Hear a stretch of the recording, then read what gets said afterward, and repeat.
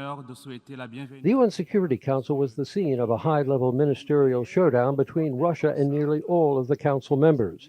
U.S. Secretary of State Anthony Blinken said even Russia's citizens are opposed to the war.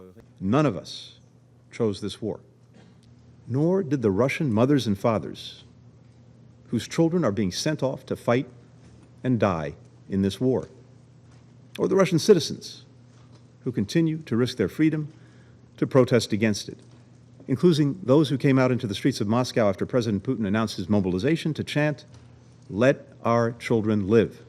The prosecutor from the International Criminal Court told the Council that war crimes may have been committed in Ukraine.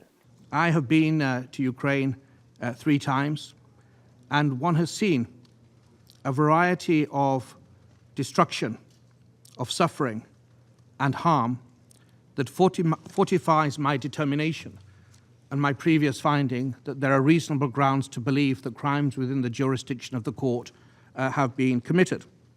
But Russian Foreign Minister Sergei Lavrov slammed the prosecutor and his court.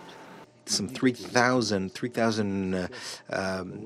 references sent to the International Criminal Court against crimes committed against the inhabitants of ICC. There has been no reaction. And it seems that the ICC has now received instructions to step up its activity. We have no confidence in the work of this body.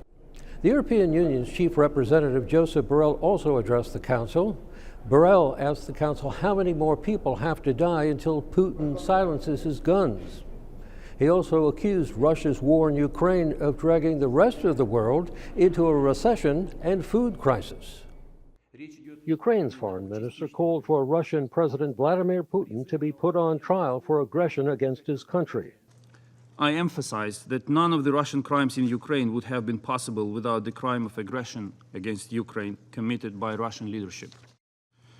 It cannot go unpunished.